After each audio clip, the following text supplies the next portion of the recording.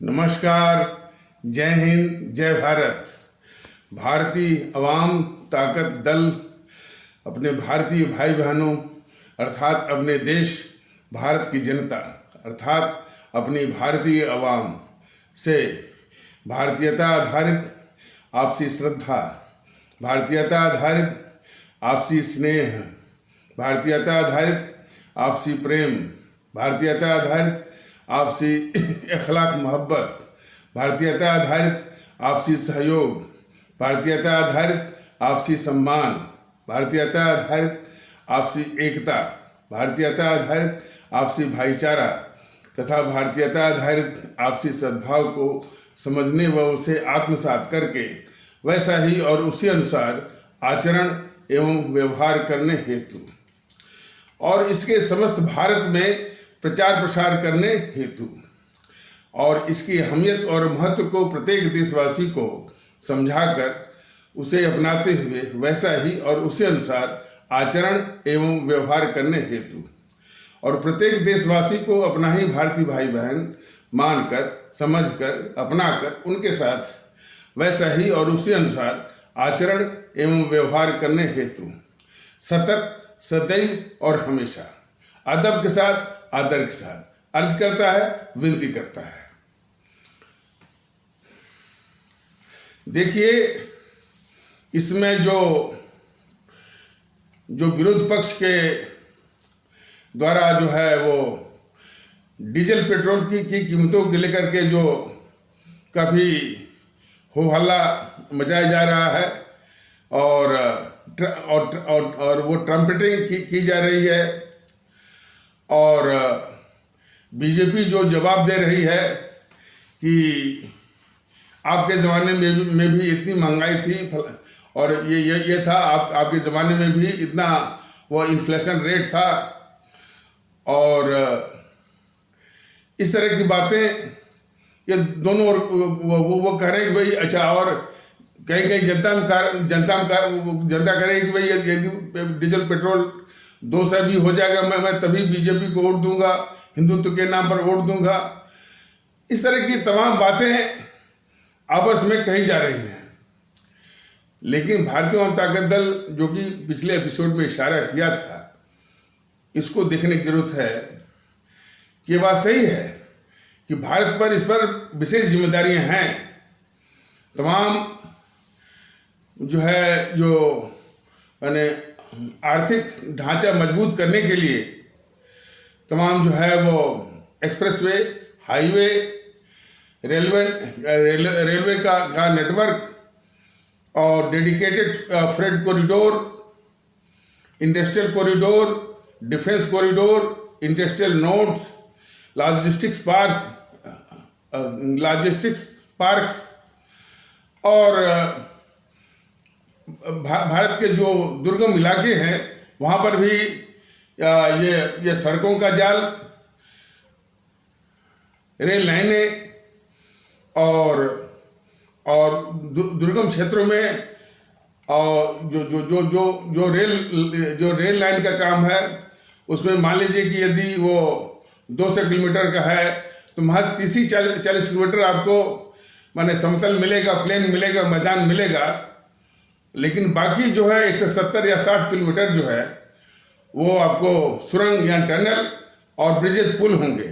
तो इस तरह से ये दुर्गम इलाके हैं, खास करके जम्मू कश्मीर और जो पूर्वोत्तर राज्य है हमारा, जैसे कि विशेष कुछ क्षेत्र हैं असम के जो है और बाकी मेघालय है, त्रिपुरा है, मिजोरम है, नागालैंड है, मणिपुर है, अरुणाचल प्रदेश है और सीमाओं पर भी खास करके चीन के साथ जो सीमा लग रही है वो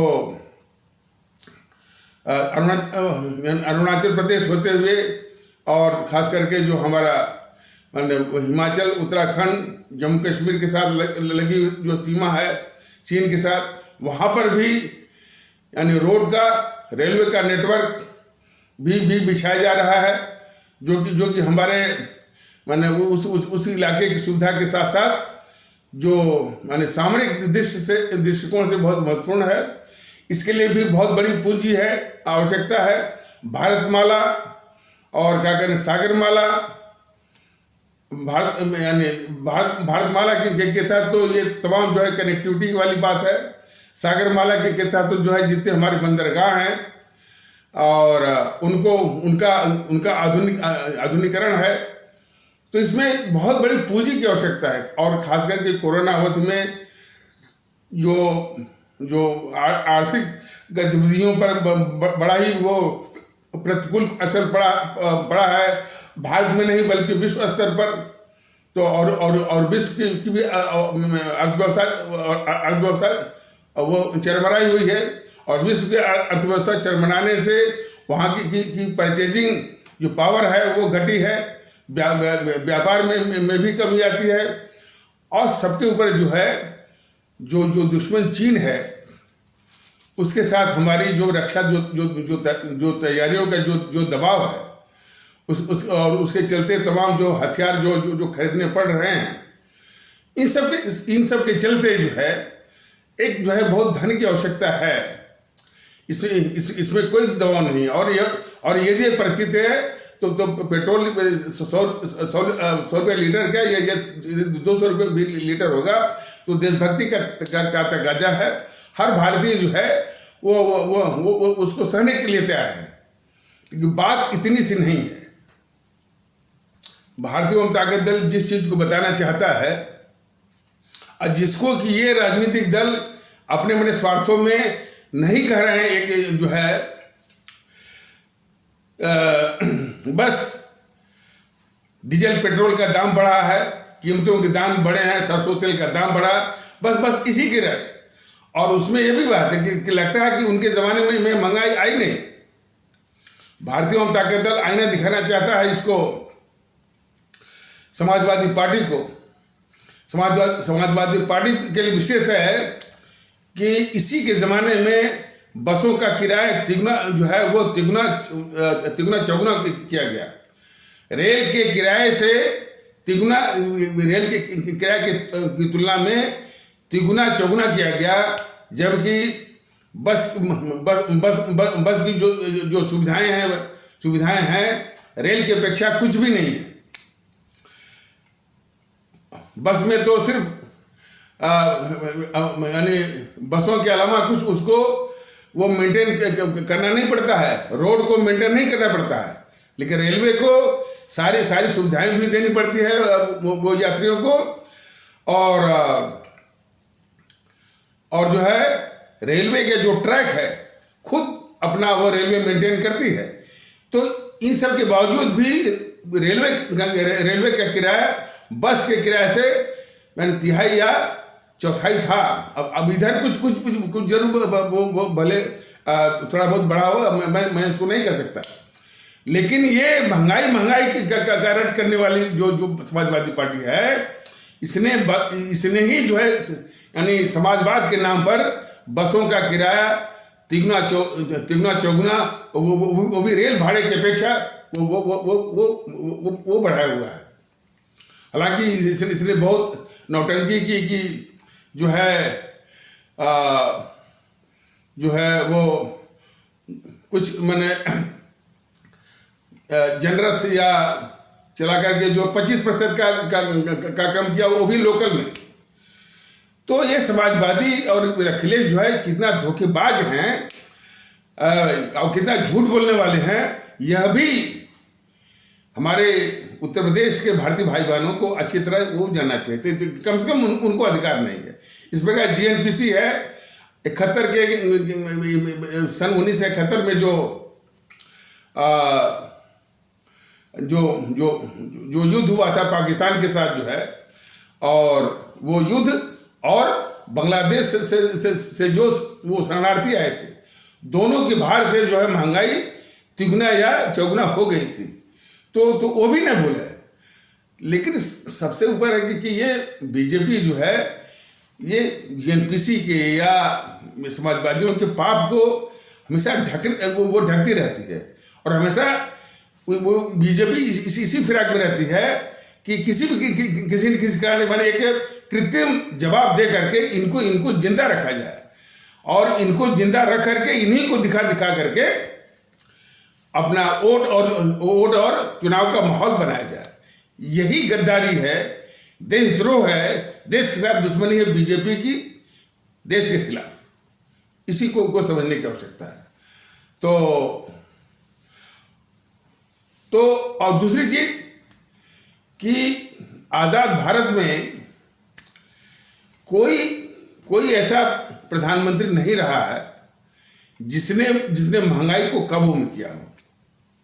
घोषणा उसने बहुत की हो और कि हम उसको महंगाई को कम करेंगे, ये करेंगे, वो करेंगे, लेकिन कोई ऐसा प्रधानमंत्री नहीं रहा है जिसने महंगाई को कम किया हो, सिवाय एक के। वो थे हमारे परम राष्ट्रभक्त और कुशल प्रशासक मोरारजी देसाई। और उनके विषय में देश को जानना चाहिए कि उन्होंने महंगाई को काबू ही नहीं किया, बल्कि उन्होंने महंगाई को कम किया हुआ है। इसके विषय में यदि हम विस्तार से बताएंगे तो ये विषय भटक जाएगा, लेकिन वो कम किया हुआ। और कई मायनों में जो आम जनता को, गरीब को, यानी जो हमारे आम भारतीय भाई बहन हैं, जो हमारे गरीब और मजलूम भारतीय भाई बहन हैं, जिनको जिस मूलभूत चीज की आवश्यकता होती है, एक तो महंगाई काबू में रहे या कम हो, दूसरा जो है ये अल्कोहलिज्म, शराब, उसको भी उन्होंने जब तक वो रहे तब तक उन्होंने पूरे देश में लागू किया था। और तभी से ये तमाशा भी सामने आया था कि कुछ दक्षिण के राज्य जो है वे अपने राजस्व में कमी का बहाना बना करके शराबबंदी को लागू नहीं कर रहे थे और शराबबंदी का विरोध कर रहे थे। तो ये सब जब जो है उनके मन में क्या छुपा हुआ है, मन में क्या जहर है, वो तभी जो है वो बाहर सामने आया था दक्षिण के राज्यों का। किसी और एपिसोड में ये बताया जाएगा कि मोरारजी देसाई की सरकार कई मामलों में अद्वितीय थी, यूनिक, इम्पैरेलल। हालांकि यदि विस्तार से बताया जाएगा तो और इसमें मुमकिन नहीं है। पहला यह है कि 1857 का हमारा जो आज़ादी का जो संग्राम था, स्वतंत्रता संग्राम था, उसमें यानी हिंदू सनातन आस्था वाले भारतीय भाई बहनों के समाज और इस्लाम आस्था वाले भारतीय भाई बहनों के समाज, मतलब कि हिंदू मुस्लिम की जो एकता है, जो प्रदर्शित हुई थी 1857 के हमारे प्रथम स्वतंत्रता क्रांति के दौरान, उसके बाद पहली बार 1977 के चुनाव में हमारे हिंदू सनातन आस्था वाले भारतीय भाई बहनों के समाज और इस्लाम आस्था वाले भारतीय भाई बहनों के समाज के बीच में वो एकता, हिंदू मुस्लिम एकता बिल्कुल उसी स्तर की, उसी तरह की वो प्रदर्शित हुई थी, प्रकट हुई थी, जिसका नतीजा ये रहा उस चुनाव में। और ठीक उसी प्रकार जिस प्रकार 1857 की जो क्रांति का असर दक्षिण के राज्यों में नहीं पहुंचा था, वो राज्य जो अछूते रह गए। तो ये भी एक बहुत बड़ी क्रांति थी। और क्रांति तो थी ये हमारे जो माने एक आदर्श और क्या कहते हैं कि माने सादगी के प्रतीक हमारे नेता जयप्रकाश नारायण की संपूर्ण क्रांति के बाद ये जो संपूर्ण क्रांति चलाई थी, उस संपूर्ण क्रांति क्या था, इसी जो गद्दार इंदिरा गांधी थी उसके भ्रष्टाचार के खिलाफ। ये इन भ्रष्टाचारों के खिलाफ की बात कभी भी बीजेपी इंदिरा गांधी हुआ, जवाहरलाल नेहरू हुआ, राजीव गांधी के भ्रष्टाचारों की बात कभी नहीं करती है। अब करती भी है तो चुनाव के दौरान करके बस वो छोड़ देती है। पूरे देश को हमेशा जो है वो जागृत करना चाहिए कि कितना भ्रष्टाचार वो जो कि नेहरू के जमाने से शुरू हुआ, जीप घोटाला से, और फिर वो बंद नहीं हुआ। और सबसे भ्रष्ट थी ये इंदिरा गांधी करप्शन के विषय में, और इसकी करप्शन के ही विरुद्ध में, उसके भ्रष्टाचार के विरोध में जो है वो हमारे आदरणीय राष्ट्रभक्त जो है जयप्रकाश नारायण जी को क्रांति करनी पड़ी, और उस क्रांति का ही नाम था संपूर्ण क्रांति। और तो उसी क्रांति का ये फल रहा कि 1857 के बाद जो हिंदू मुस्लिम एकता बिल्कुल सच्चे रूप में जो देखी जानी चाहिए थी, बिल्कुल वो देखी गई। और उसके जिसका परिणाम रहा कि उत्तर भारत के 3 से लोकसभा सीटों में से महज 9 ही सीट जीत पाई थी ये कांग्रेस। और वो 9 सीट जो है जो पूर्वोत्तर राज्य हैं आपके, जिसमें कि मेघालय है, नागालैंड है, मणिपुर है, और जो है आपका त्रिपुरा है, अरुणाचल प्रदेश है, इन्हीं में से जिसमें वो डोल माने दान दे करके और भ्रष्टाचार करवा करके उतना एमपी की व्यवस्था वो कर लेती है। बाकी उत्तर भारत शहर से पूरी साफ हो गई थी पूर्णतः। एक भी सीट मैंने पूरा उत्तर प्रदेश से पूरा साफ, और उत्तर प्रदेश में उसमें 80 नहीं बल्कि 85 सीट निकलती थी लोकसभा की, सब 85। दिल्ली की सभी, राजस्थान की सभी, हरियाणा की सभी, और इसके बाद मध्य प्रदेश, बिहार, पश्चिम बंगाल, सब जो है वो साफ हो गई थी कांग्रेस। यानी 30 सीटों में से महज 9 सीट वो जीत पाई थी। ये था हमारा हिंदू मुस्लिम का एकता का प्रदर्शन 1977 में। और मोरारजी देसाई पहले प्रधानमंत्री थे आजाद भारत के, जिनको 51% जो है वो मत मिला था। बाकी कोई ऐसा वो प्रधानमंत्री नहीं बना जिसका मत प्रतिशत जो है वो 50 के ऊपर हो। बाकी किसी का 30%, 25%। राजीव गांधी जो 412 एमपी लेके आए थे, उनका भी मत जो है वो शायद 39 के आसपास था, 39 या 40। लेकिन मोरारजी देसाई मैंने जिस जनता पार्टी की सरकार के प्रधानमंत्री थे 51%। और उन्होंने महंगाई को काबू ही नहीं किया, उसको कम किया है।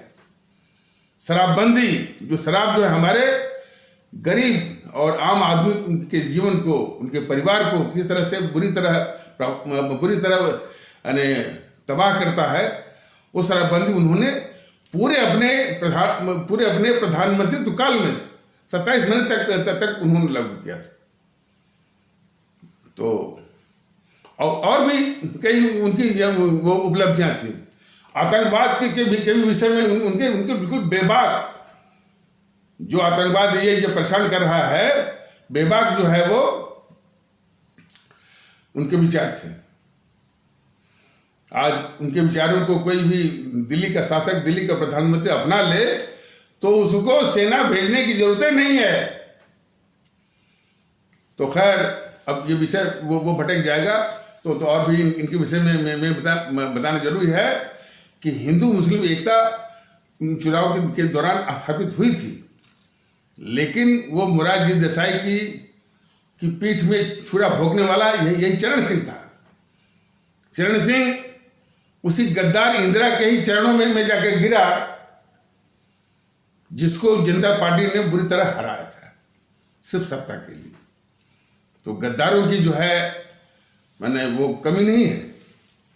और हमने तो देखा था कि जिसमें जनता पार्टी जीती थी वो, और कांग्रेस बुरी तरह हारी थी। और खास करके मैं शिवली कॉलेज में पढ़ा था। शिवली कॉलेज जो है हमारे इस्लाम आस्था वाले भारतीय भाई बहनों के समाज के लोग के ही मैनेजमेंट का वो स्कूल था, शिवली कॉलेज आजमगढ़। तो उसमें मेरा दाखिला था। और वो जो जितने भी इस्लाम आस्था वाले भारतीय भाई बहनों के जितने भी लेक्चरर थे और लोग थे, उनमें क्या जोश था। मैंने स्पष्ट उनकी आंखों में देखा था और उन्होंने कहा कि भाई अंधा क्या चाहे दो आंखें, मतलब कि स्वच्छ प्रशासन दीजिए और मैंने शासन प्रशासन में जो है वो पारदर्शिता हो, ट्रांसपेरेंसी हो, और क्या चाहिए उसको। इतना ही इच्छा थी हमारे इस्लाम आस्था वाले भारतीय भाई बहनों की, समाज के, मैंने उनकी आंखें जो है वो तरस रही थी। लेकिन इस चरण सिंह ने क्या गद्दारी किया कि जो है उस सरकार को महज जो है वो प्रधानमंत्री की पद के लालच में जो है उस सरकार की पीठ में वो छुरा भोगा और उसी इंदिरा गांधी के चरणों में जाके गिरा, जिसको जनता ने जो है मैंने इतने प्रचंड बहुमत से उसको शिकस्त दी थी, वो भी हिंदू मुस्लिम एकता के बल पर। ये बातें बीजेपी वाले कभी नहीं नाम लेते हैं। बीजेपी और मोदी बराबर जो है प्रशंसा करेंगे, पूजेंगे, आराधना करेंगे सिर्फ गद्दार इंदिरा गांधी का, गद्दार नेहरू का, गद्दार जो है वो राजीव गांधी का, मोरारजी देसाई का नाम ये गद्दार बीजेपी जो है, मोदी जी जो है, मोदी महोदय कभी नहीं लेते हैं। और जबकि उसी मोरारजी देसाई के अधीन ये बीजेपी के दो शीर्ष नेता अटल बिहारी वाजपेयी और राकेश आडवाणी मंत्री थे, और उसकी उपलब्धियां देश हित के दृष्टिकोण से अप्रतिम थी, इम्पैरेलल, यूनिक थी, अद्वितीय थी।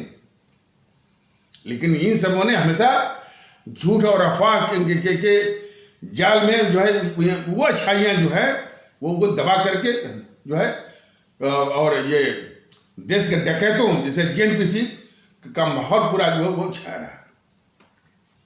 और जो झूठ और अफवाह का माहौल इन सबों ने शुरू किया जेएनपीसी वालों ने, उसी को ये बीजेपी जो है आगे ये बढ़ा रही है। यही गद्दारी है बीजेपी की देश के खिलाफ।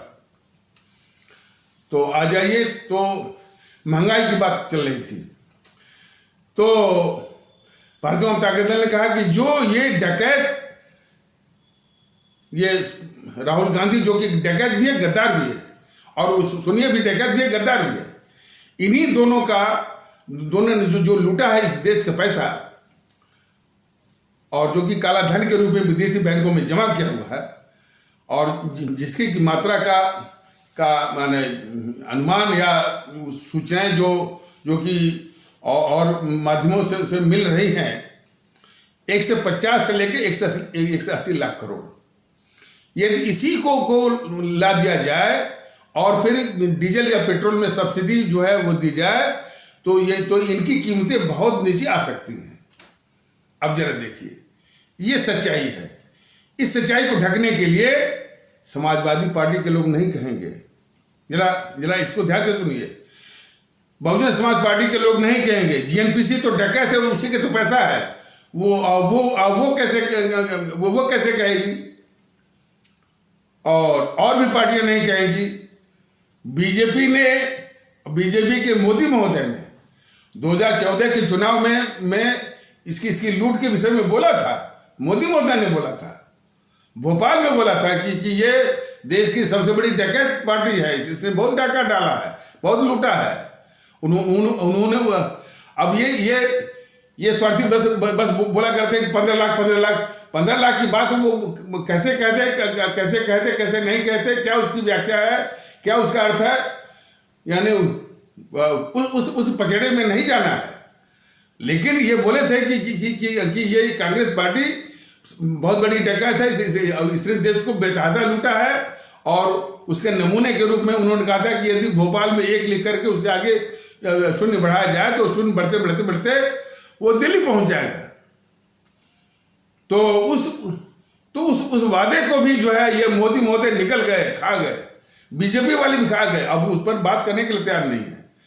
तो ये भी नहीं उसका नाम ले रहे हैं कि भाई जो इन सबों का जो ये डकैत के द्वारा लूटा हुआ जो धन जो है लूटा हुआ धन जो काले धन के रूप में विदेशी बैंकों में जो जमा है, उसी को लाकर जनता को राहत दिया जाए। और जो जनता जो पिस रही, बात नहीं है, इसका नाम ये सपा वाले नहीं ले रहे हैं। तो सपा वाले भी कितने गद्दार हैं इस देश के, जरा देखिए कि जीएनपीसी के काला धन का नाम नहीं ले रहे हैं।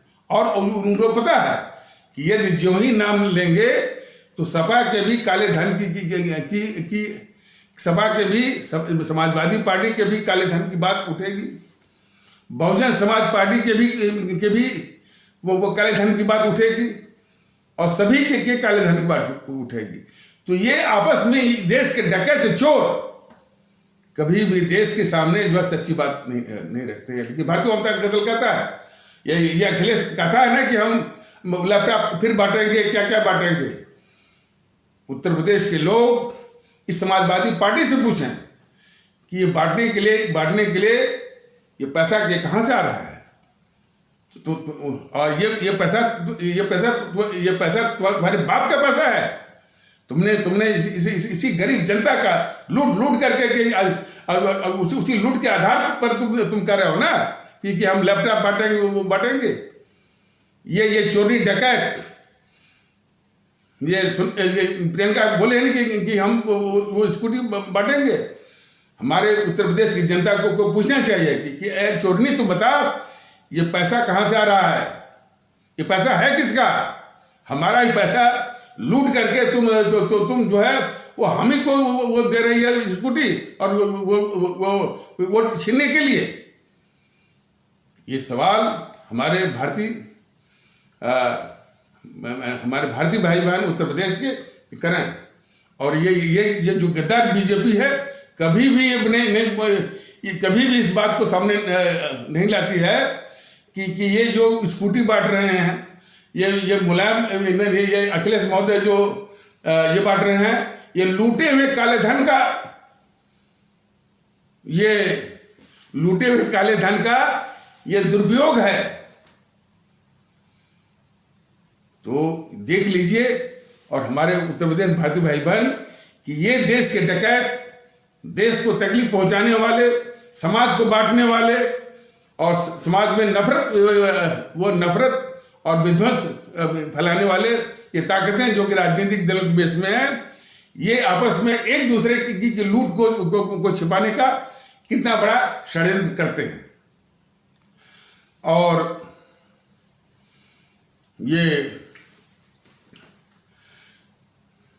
अब ये जो योगी महोदय हैं, इनकी मानसिकता कितनी घातक है, यह देश के लोगों को और खासकर उत्तर प्रदेश के लोग जो कि अभी वो सरकार के लिए सरकार कैसी बननी चाहिए उसके लिए वोट करने वाले हैं 3-4 महीने के बाद। देखिए ये कह रहे हैं कि वो अखिलेश महोदय बोल रहे हैं कि भाई जवाहरलाल नेहरू और गांधी के साथ जिन्ना ने भी आज़ादी की लड़ाई लड़ी। वो ऐसा क्यों बोल रहे हैं? आज़ादी की ये अखिलेश महोदय को भी जानना चाहिए, बीजेपी वालों को भी जानना चाहिए, देश को भी जानना चाहिए कि ये आज़ादी की लड़ाई वो नेहरू और गांधी ने नहीं लड़ी है। ये दोनों जो है आज़ादी की लड़ाई के नाम पर या उसका आज़ादी की लड़ाई का मुखौटा पहन करके ये शुद्ध रूप से अंग्रेजी सरकार के दलाल थे, मुखबिर थे। तो इन्होंने पूरे आज़ादी की लड़ाई के दौरान पूरी अवधि तक जो है वो बिल्कुल शुद्ध रूप से मुखबिरी की और दलाली की और इस प्रकार गद्दारी की। ये तो है हमारे देश का अमर शहीद आज़ादी के लिए जान दे रहे हैं, आज़ादी के लिए जान दे रहे हैं। हमारे सुभाष चंद्र बोस ने जान दिया, भगत सिंह ने जान दिया और तमाम है मैंने अशफाकुल्ला जी ने जान दिया, चंद्रशेखर आजाद ने जान दिया। और ये गद्दार दोनों है उसी अंग्रेजी सरकार की मुखबिरी और दलाली करते रहे। ये तमाम तथ्य हैं। लेकिन ये अपने जो है चाटुकार इतिहासकारों के द्वारा, चाटुकार जो है वो बौद्धिक यानी बौद्धिक मंडली के द्वारा, चाटुकार मीडिया के द्वारा, और चाटुकार जो है वो पत्रकारों का जो गिरोह है। तो ये चाटुकार इतिहासकार भी, चाटुकार जो है वो ये बौद्धिक वर्ग, और चाटुकार मीडिया गिरोह, और चाटुकार जो है पत्रकार गिरोह, यह भी देश के बहुत बड़े गद्दार हैं। इस पर भी वीडियो के जरिए वो बताया जाएगा। एक कोई जो है शमसुल इस्लाम करके है इतिहासकार, दिल्ली यूनिवर्सिटी में वो पॉलिटिकल साइंस पढ़ाता था। वो एक दिन देखा गया कि बहुत बोल रहा था वो जो है यानी वीर सावरकर के खिलाफ। ये गद्दार किस्म के जो इतिहासकार हैं, शमसुल इस्लाम जैसे, शमसुल इस्लाम आता है अक्सर, ये जो देशद्रोही जो पत्रकारों का जो गिरोह है उसके साथ कभी कभी दिखता है। ये शमसुल इस्लाम दिखता है, इश्तियाक अहमद दिखता है, और जो है वो राम पुनियानी दिखता है, तो और भी, और इरफान हबीब तो कभी कभी वो दिखता है। तो ये सब दिखते हैं कभी। तो ये वीर सावरकर के खिलाफ तमाम दस्तावेज दिखा रहा था। लेकिन इस गद्दार शमसुल इस्लाम से पूछना है कि तुमने जो है ये जो गद्दार मोहनदास करमचंद गांधी, गद्दार जवाहरलाल नेहरू की गद्दारियों के भी विषय में तो तुमने वो ऐतिहासिक शोध किया है, क्यों नहीं बोलते हो? तो इन्हीं गद्दारों की वजह से मैंने एक नमूना बताया। इन्हीं गद्दारों की वजह से आज जो है इतनी खतरनाक एनपीसी और उस पर वामपंथियों की भी गद्दारी है, आज ढकी जा रही है। तो एक रोज मैंने यूट्यूब पर देखा था, सावरकर के खिलाफ तमाम जो है बात, अब उस पर कितना तथ्य नहीं है, इसके विषय में जो है वो भारतीय जनता दल वो नहीं पढ़ना चाहता है। हाँ, लेकिन इतना बात जो है देश को बताना भी जरूरी है कि हमारे जो है शहीद आजम भगत सिंह ने उस वीर सावरकर की बहुत तारीफ की थी। बस इसी से जान लीजिए, हमारे शहीद आजम भगत सिंह ने वीर सावरकर की बहुत तारीफ की थी। लेकिन ये सारी बातें जो है ये गद्दार बीजेपी जो है इस गद्दार जेएनपीसी के आगे जो है भीगी बिल्ली बनी रहती है, और हम उसके बीजेपी के यानी प्रवक्ता नहीं है। लेकिन किस भ्रम की स्थिति में ये जो है वो जनता को झूठ और अफवाह के द्वारा जो है उसका शिकार बना करके और हमारे माने जनमानस की, हमारे आम जनता की मानसिकता को कोई सब जकड़े हुए हैं, और उसी भ्रम और अफवाह के माहौल को ये बीजेपी और बढ़ा रही है।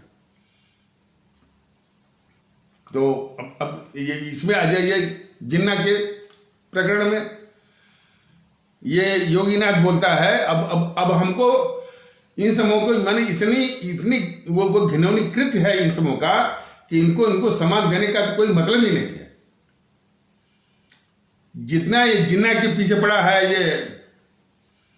ये योगी आदित्यनाथ, वो देश को बताया कि कम से कम ये जिन्ना ही प्रधानमंत्री हो गए होते, मान लीजिए, तो क्या वो तिब्बत को चीन के हवाले करते?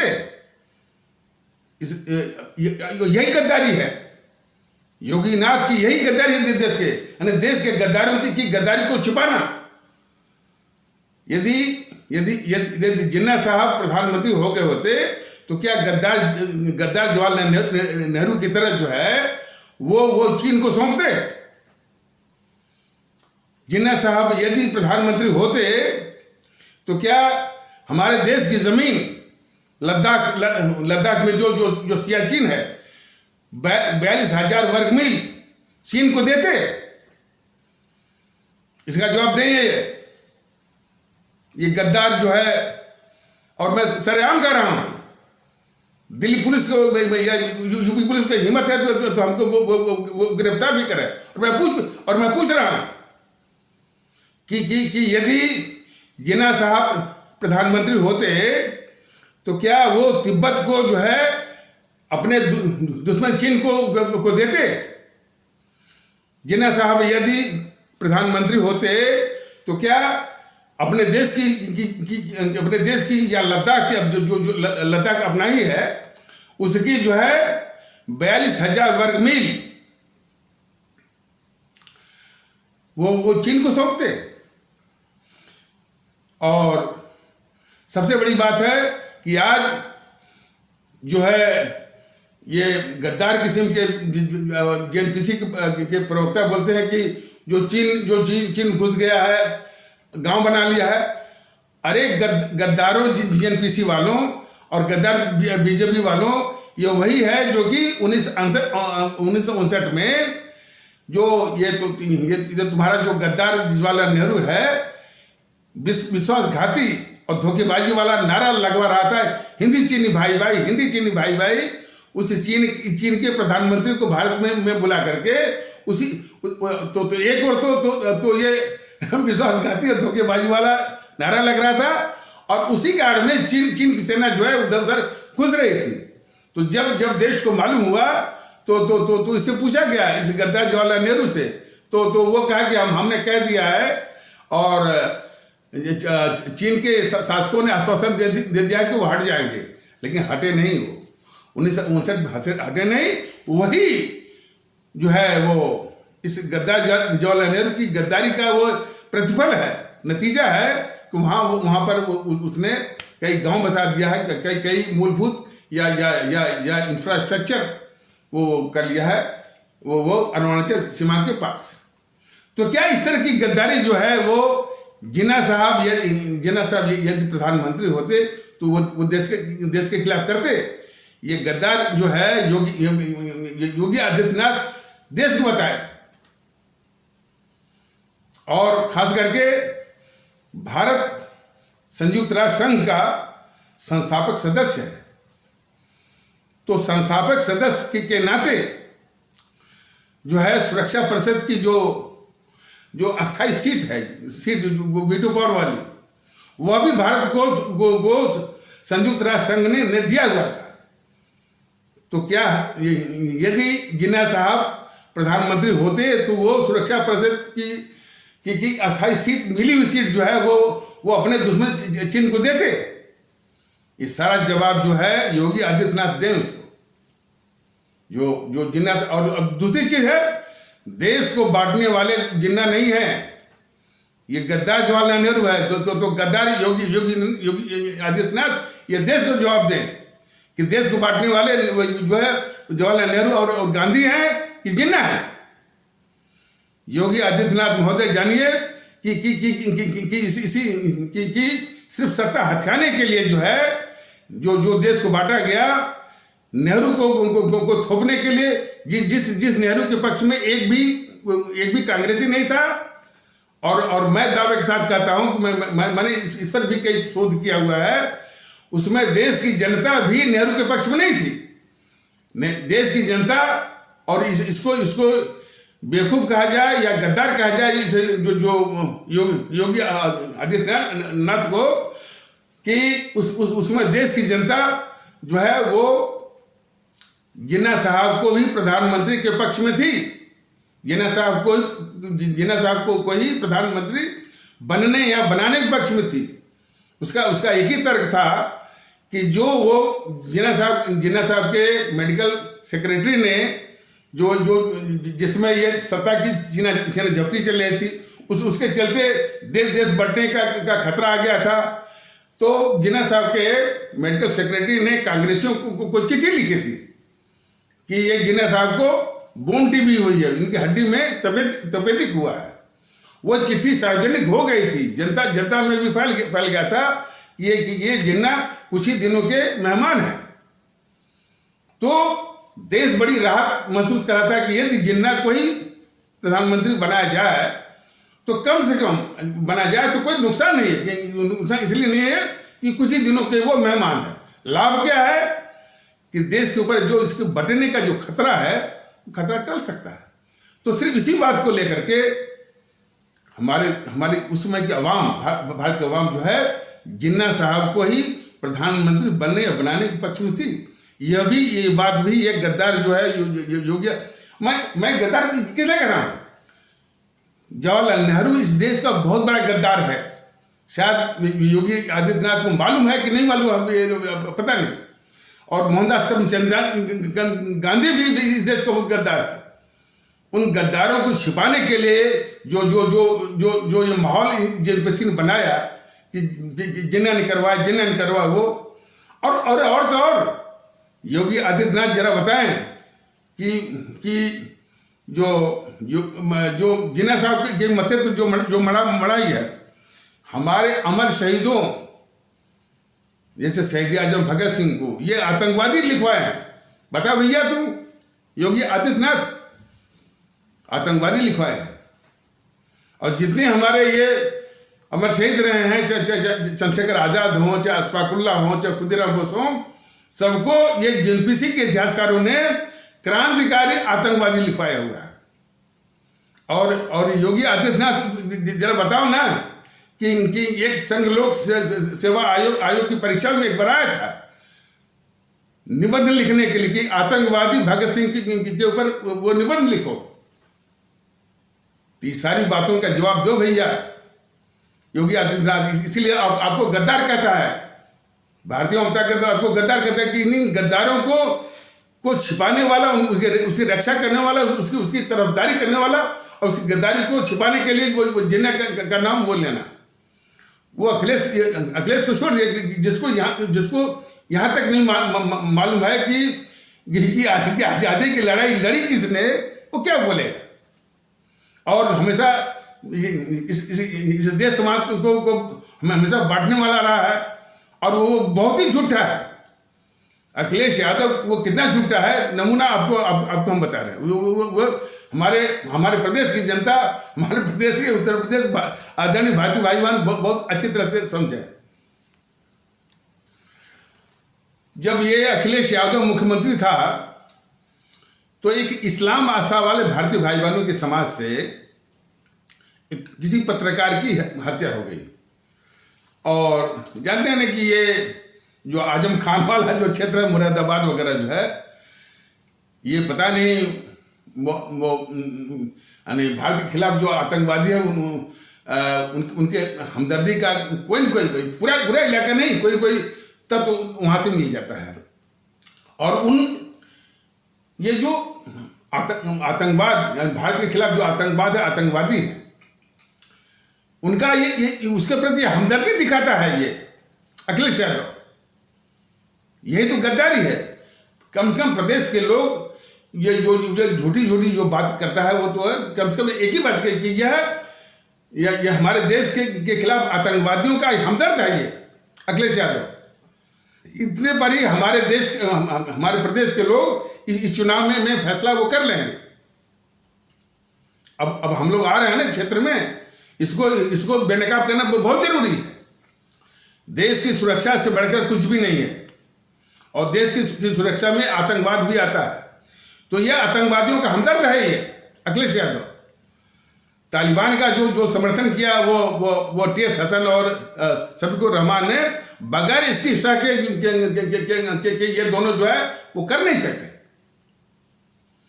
तो बताने की कोशिश थी कि वो क्या झूठ बोलता है। तो एक इस्लाम आस्था वाले भारतीय भाई बहनों के समाज से कोई पत्रकार था उसी क्षेत्र का, उसकी यही जो इस तरह के अपराधियों ने उसकी हत्या कर दी गई। उसकी हत्या को ये अखिलेश यादव अपने यूपी पुलिस के द्वारा उसको हमेशा वो ढकने की कोशिश करता रहा कई महीनों तक, लेकिन कोई दबा नहीं। वो पत्रकार की हत्या का केस दबा नहीं। तब जरा देखिए, तब ये बतौर मुख्यमंत्री की क्षमता में ये आतंकवादियों का हमदर्द और आतंकवादी का जो हमदर्द है भारतीय जनता दल साहब करे, वो गद्दार है वो इस देश का, जो अपने शमसुल जो अपने टी.एस. हसन और शफीकुर रहमान वर्क से तालिबान के पक्ष में जो वक्तव्य दिलाए है, वो इस देश का गद्दार है। तो अहमियत देश की है, और हमारे खास करके हमारे उत्तर प्रदेश के भारतीय भाई बहन बिल्कुल इसको इसी रूप में देखें कि किस रूप में जो है वो देश के गद्दार जो है छुपे हुए हैं और आपसे वोट मांग रहे हैं। अब बात सही है कि इनकी हिम्मत तो बढ़ी गई जब जवाहरलाल नेहरू जब इस देश का इतना घोर गद्दार जो है वो वोट मिलता रहा, तो ये भी उसी लाइन में लगा हुआ है कि इस देश की जनता जो है गद्दारी के प्रति उतनी संवेदनशील नहीं होती है। लेकिन भारतीय जनता दल लोगों में देशभक्ति का भाव भर के रहेगा, गद्दारों की पहचान की क्षमता वो विकसित करके रहेगा।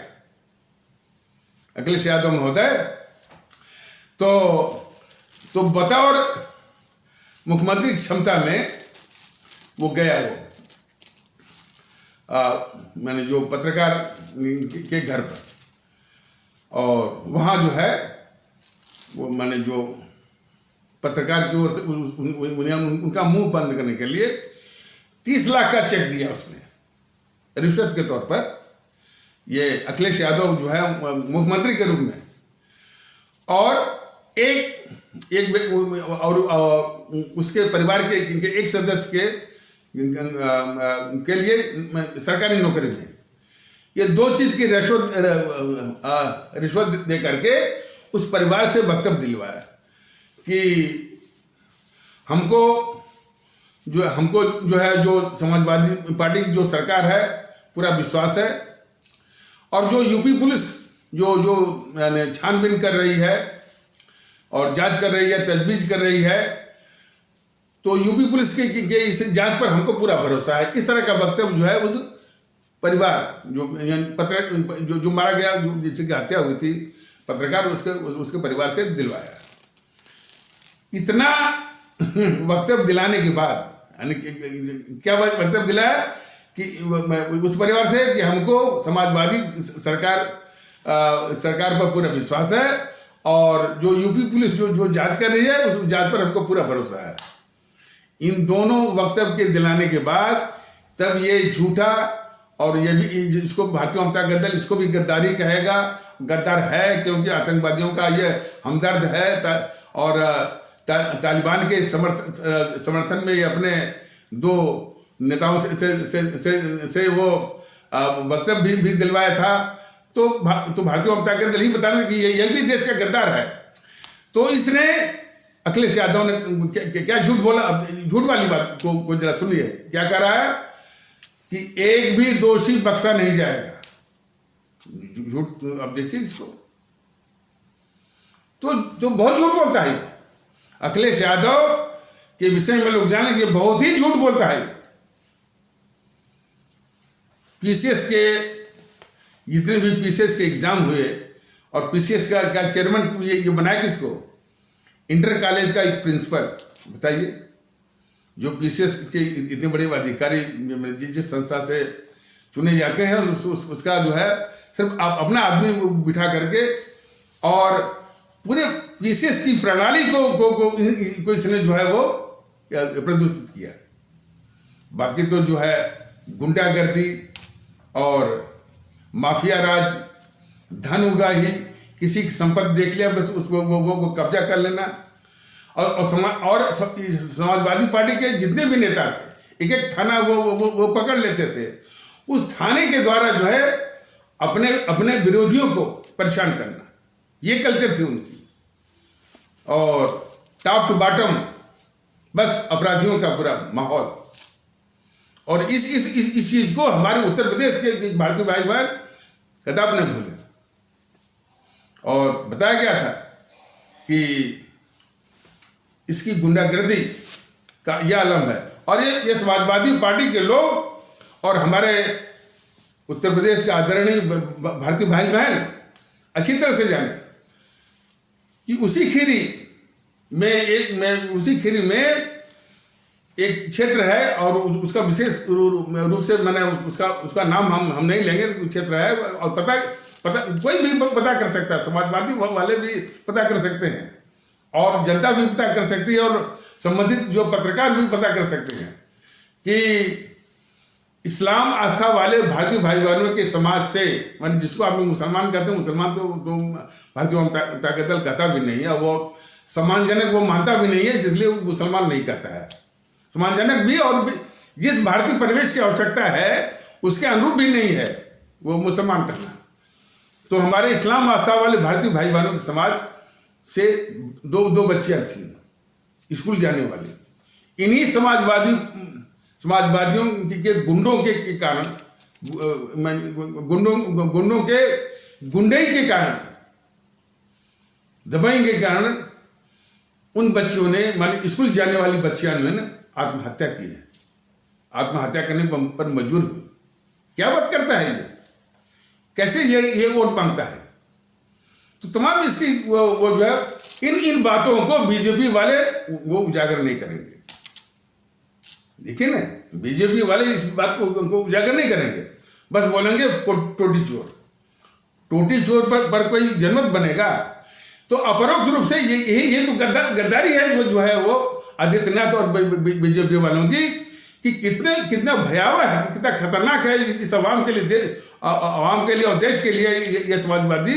उसको वो कभी नहीं दिखाएंगे कि बहुत झूठ बोलने वाला भी है और अपने नेताओं से जो तालिबान जो यानी विश्व का कितना खतरनाक आतंकवादी है उसका समर्थन ये कराने वाला ये गद्दार है ये अखिलेश यादव। और इसकी गुंडागर्दी और माफिया दादागिरी का ये अलामा उसका जो नमूना अभी आप सभी को बताया गया है कि खास करके इस्लाम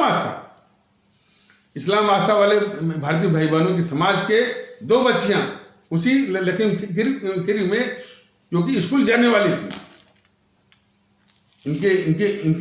इनके गुंडों की गुंडई से तंग आकर के आत्महत्या करने पर वो मजबूर हुई। क्या बात करता है? और एक उदाहरण तो और भी जानना चाह जौनपुर में, और ये बात जो है पिछले किसी एपिसोड में मैं बोला भी गया था, वो बताना जरूरी है। जौनपुर में एक जगह इस्लाम आस्था वाले भारतीय भाई बहनों का समाज का एक बहुत गरीब था, भूमिहीन था, उसके पास कोई जमीन नहीं थी। तो ग्राम समाज की जमीन जो होती है उसको आवंटित हुई थी, लेकिन मौके पर उसको कब्जा नहीं मिला था। मौके पर कब्जा यही सब समाजवादी गुंडे ही जो है उस पर कब्जा किए हुए थे, और वो कब्जा जो है वो खाली नहीं हो रहा था, ताकि वो इस्लाम आस्था वाला भारतीय भाई बहनों का जो समाज का जो वो था भूमिहीन, उसको जमीन नहीं मिल पा रही थी। इलाहाबाद हाईकोर्ट में भी केस गया। इलाहाबाद हाईकोर्ट ने आदेश भी दिया कि भाई इसको कब्जा दिलाया जाए, उसको वो आदेश पड़ा हुआ है। तो हमारे साथ जो है एक पदाधिकारी थे, समरनाथ यादव, बहुत ही सीधे साधे, बहुत ही जेंटल। तो हमने कहा कि वकील साहब इस केस को देखिए, और कहीं भी मेरी भूमिका आती है तो मैं किसी भी वो डिस्ट्रिक्ट मजिस्ट्रेट या सेक्रेटरी वगैरह से मैं बात कर सकता हूँ, लेकिन इनिशिएट आपको करना होगा। तो बोले कि सर हम बात कर चुके हैं। देखिए उनकी क्या करो, जो वकील साहब थे समरनाथ यादव, क्या साहब हम बात कर चुके हैं। हम जो है वो तहसीलदार से, कानूनगो से, एसडीएम से, डीएम से बात कर चुके हैं। सबने हाथ जोड़ लिया, बस एक ही जवाब दिया कि साहब ये काम हो जाएगा, बस इस सरकार को बदलने दीजिए। जरा इसको ध्यान से सुनिए। लेखपाल कानूनगो से लेकर डीएम तक ने हाथ जोड़ लिया कि साहब हम ये काम हो जाएगा, बशर्ते ये सरकार बदले। तो हम जो है जो भूमिहीन है, यानी मुसलमान भी कह सकते हैं कि जो भूमिहीन है हमारा इस्लाम आस्था वाला भारतीय भाई, उसको जमीन मिल जाएगी बशर्ते ये सरकार बदले। तो ये क्या बात करते हैं सब, इनके गुंडई का बहुत बहुत बड़ा आलम है। और हमारे देश के लोग, हमारे खास करके हमारे प्रदेश के लोग अच्छी तरह से समझे, माकूल जवाब इसको देना। और अरे जो आतंकवादी बंद थे उसको छुड़ाने के लिए ये Lucknow bench, Allahabad high court की उसमें समूह ने वो अर्जी दी थी। तो लखनऊ बेंच जो है वो इलाहाबाद हाई कोर्ट की बहुत फटकार लगाई इसकी वो सरकार को कि जो आतंकवादी है इनको छोड़ना है कि नहीं छोड़ना है, ये अधिकार जो है वो सरकार का नहीं है। तो ये आतंकवादियों का हमेशा जो है हमेशा वो हमदर्द रहा है ये अखिलेश यादव। और उसी का था ना ये आजम खान, कितना हमारे हमारे इस्लाम आस्था वाले भारतीय भाई बहनों की जमीन को हड़पा है ये आजम खान। बताइए, तमाम वो फाइलें ये बोल रही हैं और तमाम इसके कारनामे हैं। मुजफ्फरनगर का दंगा इसी काल में हुआ और उस दंगे में तमाम इस्लाम आस्था वाले भारतीय भाई बहन भी और हिंदू सनातन आस्था वाले भारतीय भाई बहन भी, और इसी जमाने में कराना भी हुआ। शर्म नहीं आती इसको? लोग जो है वो डर के मारे जो है गांव वो छोड़ दिए। कितना बेशर्म है ये अखिलेश। तो ये समझने की आवश्यकता है। लेकिन देखिए ये बीजेपी किस तरह से बचाती है इनको, सिर्फ बोलती है टोटी चोर। देखिए ना, भारतीय जनता दल ने इस जो गद्दार है ये आपका राहुल गांधी कई इंस्टांसेस बताया है और वो यूट्यूब पर भी उपलब्ध है, तो थोड़ा सा उसका प्रचार नहीं हुआ है। कितना बड़ा खतरनाक गद्दार है। तो उसको ये बीजेपी वाले वो बचाते कैसे हैं कि ये पप्पू है। बताइए, यानी सिर्फ पप्पू ही समझिए और वहीं रुक जाइए, देश का गद्दार मत समझिए। यही तो गद्दारी है बीजेपी की इस देश के खिलाफ। बीजेपी की गद्दारी को बहुत अच्छी तरह इस देश को समझना चाहिए। वास्तव में हमारे भारतीय जनमानस को प्रदूषित करने वाले तमाम हैं। एक और जहां यानी वामपंथी मानसिकता वाले तमाम इतिहासकार, तमाम पत्रकारों का गिरोह, मैंने जैसे बताया वो शमसुल इस्लाम तो बहुत जोर से बोल रहा था इनके खिलाफ, सावरकर के खिलाफ। लेकिन वही गद्दार शमसुल इस्लाम जो है, जो मोहनदास करमचंद गांधी की जो गद्दारी है, जो इसकी गद्दारी है क्या वो जवाहरलाल नेहरू, इस पर नहीं बोलना। शमसुल इस्लाम वो गद्दार के विषय में भारतीय जनता दल यानी ये कहना चाहता है कि जो मोहनदास करमचंद गांधी की हत्या हुई उसमें भी इस गद्दार जवाहरलाल नेहरू का हाथ है। जांच कर ना, बता दो देश को। बहुत कुछ बताना है आदरणीय भारतीय भाई बहनों। कम से कम इसलिए जरूरी है कि ये कहावत है कि people get the government they deserve, ये अंग्रेजी की कहावत है। उसका मतलब है लोगों को सरकार वैसे ही मिलती है जिसको पात्र होते हैं।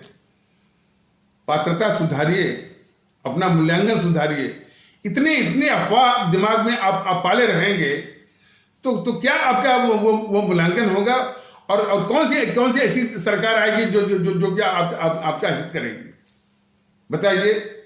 जो सुनने आता है कि मोदी ने सब बेच दिया, मोदी ने सब बेच दिया।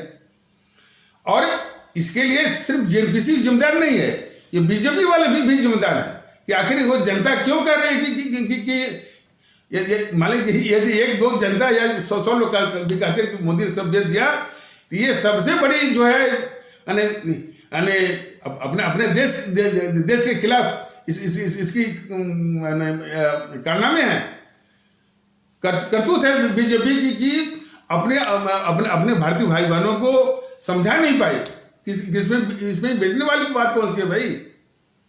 वो जो है जो हमारी सड़कें हैं, जिसमें कि जिसके आधुनिकीकरण के लिए, जिसकी बेहतरी के लिए जो है वो पूंजी की आवश्यकता है, उसको मोनेटाइज वो किया गया है। तो मोनेटाइजेशन की बात अब तो जो है जो कॉम्पिटिटिव एग्जाम्स में भी आ रहा है कि भाई उद्योगपतियों के पास पैसा है, वो लगाएंगे, उसमें लगा करके जो वो कुछ समय तक वो उसी से वो निकालेंगे। ये जमुना एक्सप्रेस है ना, जो जेपी वाला उसको बनाया हुआ है, तो वो टाल वो ले रहा है, और कुछ दिन के बाद जब उसका पैसा निकल जाएगा तो फिर जो है देश की संपत्ति वो बन जाएगी। देश की संपत्ति तो खैर है ही। तो इसके विषय में कि मोदी ने सब भेज दिया, यदि इस तरह का अफवाह का शिकार ये जेएनपीसी कर रही है, उससे ज्यादा गद्दार है बीजेपी, जिसके पास 12 करोड़ कार्यकर्ता है। तो देश को जानना चाहिए कि बीजेपी सिर्फ मैंने इसे गद्दार जेएनपीसी को बचाने में कितनी बड़ी गद्दारी कर रही है, और कितना झूठ। वो आदित्यनाथ जो है वो जिन्ना के पीछे पड़ा हुआ है, सिर्फ गद्दार नेहरू को बचाने के लिए। और हर जगह देखिए, हमारे इस्लाम आस्था वाले भारतीय भाई बहनों के से इतनी घृणा करके तुम राजनीति वो करोगे। जहां नाम बदलना हो, जहां मुसलमान लिखा हुआ वही नाम बदलता है ये वो योगी आदित्यनाथ, और ये तो गद्दारी है। उसी इलाहाबाद में मैंने इलाहाबाद का प्रयागराज कर दिया। ठीक है, गलत हम नहीं कर रहे हैं, लेकिन उसी बगल में मोतीलाल नेहरू इंजीनियरिंग कॉलेज है, वो मोतीलाल के नाम पर। मोतीलाल बहुत गद्दार है, क्यों नहीं पता उसको? तो हमारे जो इस्लाम आस्था वाले भारतीय भाई बहनों समाज, ये बल्कि इसको माइनॉरिटी मत कहिए, ये हमारी दूसरी सबसे बड़ी क्या कहने की वो मेजॉरिटी है, सेकंड मेजॉरिटी। वैसे तो भारतीय जनता दल का कहना है कि भारतीयता का माहौल लाइए, न तो कोई मेजॉरिटी है, न तो कोई माइनॉरिटी है, न तो कोई हिंदू है, न तो कोई मुसलमान है, सब लोग भारतीय हैं। इस माहौल की आवश्यकता है। सभी लोग अपने को भारतीय समझें, उस तरह से व्यवहार करें, आचरण करें, संस्कार लाएं, एक हो, और एक होकर के इन सारी ताकतों को, जो आपको एक माध्यम मिला है चुनाव, इलेक्शन, ईवीएम मशीन पर उसको सुनी करिए। इससे कम जरा भी नहीं। तो इन्हीं आवश्यक शब्दों के साथ इस आवश्यक पर चर्चा को यहीं पर विराम दिया जाता है। तब तक के लिए नमस्कार, जय हिंद, जय भारत।